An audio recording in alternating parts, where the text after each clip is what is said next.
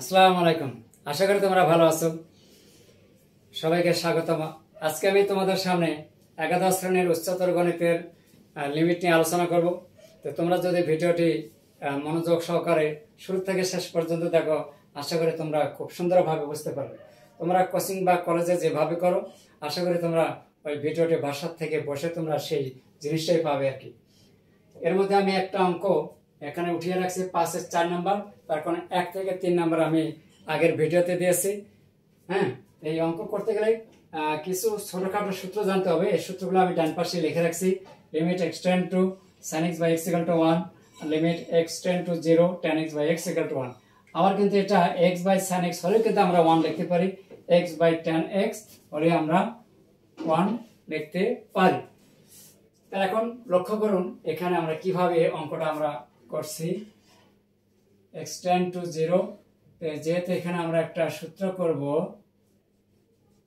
tan ax by ax, যেহেতু একটু পরে বলছি sin bx by কত bx। এখন দেখো এখানে একটা লক্ষ্য করো, এটাকে যদি আমরা উল্টিয়ে দেই তাহলে x x কিন্তু কাটা যায়, এখানে a বেশি হয়ে গেছে, এখানে কিন্তু b বেশি হয়ে গেছে। তাহলে এখানে আমরা a দিলাম, এখানে যেহেতু b বেশি এজন্য ইনটু b দিলাম। এখন দেখো b আর b কাটা, a কাটা যায়, উল্টা দিলে x x কাটা যায়। তাহলে অবশ্যই আমরা ধ্রুবক অংশটা আমরা লিমিটের সামনে নিয়ে আসি। তাহলে লিমিটের আগে নিয়ে আসতে পারি a বাই b। লিমিট যেহেতু এখানে অ্যাঙ্গেল x আছে এই জন্য আমরা এখানে লিখবো ax tend to 0 tan ax by ax ভাগ, আবার লিমিট দিতে হবে bx tend to 0 sin bx by bx। এছাড়া আমরা সেটি লিখে দেব, যেহেতু এটা লেখা খুবই দরকার, অনেকে হয়তো দেয় না। যেহেতু x টেন্ড টু 0 হলে অতএব ax টেন্ড টু 0 এবং bx টেন্ড টু 0 হবে। তোমরা কিন্তু অবশ্যই এই সাইড নোটটা দিয়ে দেবে, তাহলে আর কে করতে পারবে না, কাটতে পারবে না। তাহলে অবশ্যই আমরা এখন লিখতে পারি ইনটু লিমিট, এটাকে আমরা x মনে করব, এখানে x, এটাকে x যদি মনে করি তাহলে limit x tend to 0 tan x by x equal 1 by 1। এই হচ্ছে আমাদের এই 5-এর 4 নম্বরের উত্তর। আশা করি তোমরা বুঝতে পেরেছো। হ্যাঁ, খুবই সহজ, কোনো কঠিন বলতে কোনো শব্দ নাই। হ্যাঁ, একটু সূত্র জানা থাকলে অঙ্কগুলো খুব নিমিষে হয়ে যাবে। এরপরে আমি আরেকটি দেব, সেটা হচ্ছে 5 নম্বর। তোমরা রূপান্তর প্রকাশনী থেকে যদি দেখো তাহলে তোমরা অঙ্কগুলো ধারাবাহিক পাবে, একদম ধারাবাহিক পাবে। এরপর আমি 5 নম্বর অঙ্কটা সলিউশন করে দিচ্ছি।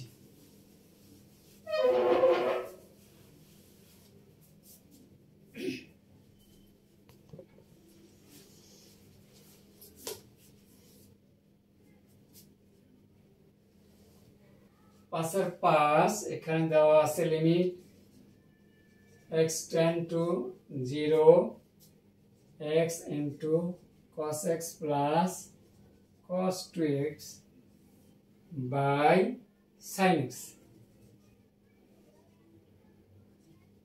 x।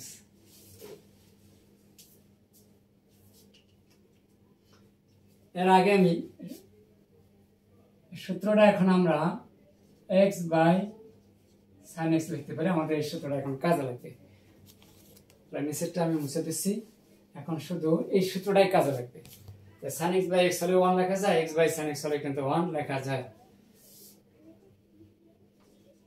Limit x tend to 0, এই যেখানে x আছে নিচে sin x আছে, এটা আমরা একটু সেপারেট করে নেই গুণ অবস্থায়।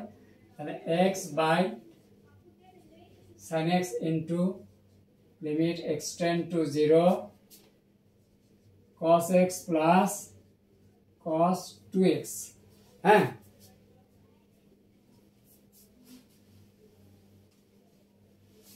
এখন আমরা যেহেতু একটা অংশ আমরা সূত্রের সাথে মিলে গেছে, x by sin x equal to 1 লিখবো, আর এখানে x এর পরিবর্তে 0 বসালে আমরা এখানে পেয়ে যাই 1 ইনটু 1 আচ্ছা মান বসে দেখা দিচ্ছি cos 0 প্লাস কত cos 0। x এর পরিবর্তে তো 0 বসায়, তাহলে cos 0 মানে কি 1। cos 0 ডিগ্রিটা না দিলেও সমস্যা নেই। cos 0 মানে হচ্ছে 1 cos 0, 0 দিয়ে 2 কে গুণ করলে 0 হয়ে যায়। এই জন্য লিখবো 1 ইন্টু 1 প্লাস 1 ইকুয়াল কত 2। এই ছিল আমাদের 5 নম্বর অঙ্ক। তাই আশা করি তোমরা বুঝতে পেরেছো, এবং তোমাদের কেমন লাগে তা যদি কমেন্টস করে জানাতো তাহলে অবশ্যই একটা ভালো হয়, তাহলে সামনে আবার ভিডিও করতে অনেকটা আগ্রহ বাড়ে। আর আমার এই ভিডিওটি যেখান থেকে দেখতেছো সবাইকে ধন্যবাদ। যারা ফেসবুক থেকে দেখতেছো অবশ্যই তোমরা একটা লাইক কমেন্টস করে দেবে। আর সেই সাথে যারা ইউটিউব থেকে দেখতেছো তোমরা যদি এখনো আমার চ্যানেলটাতে নতুন হয়ে থাকো, দেরি না করে একটা সাবস্ক্রাইব করে দেবে। ধন্যবাদ সবাইকে। আজকে এই পর্যন্ত। আল্লাহ হাফেজ।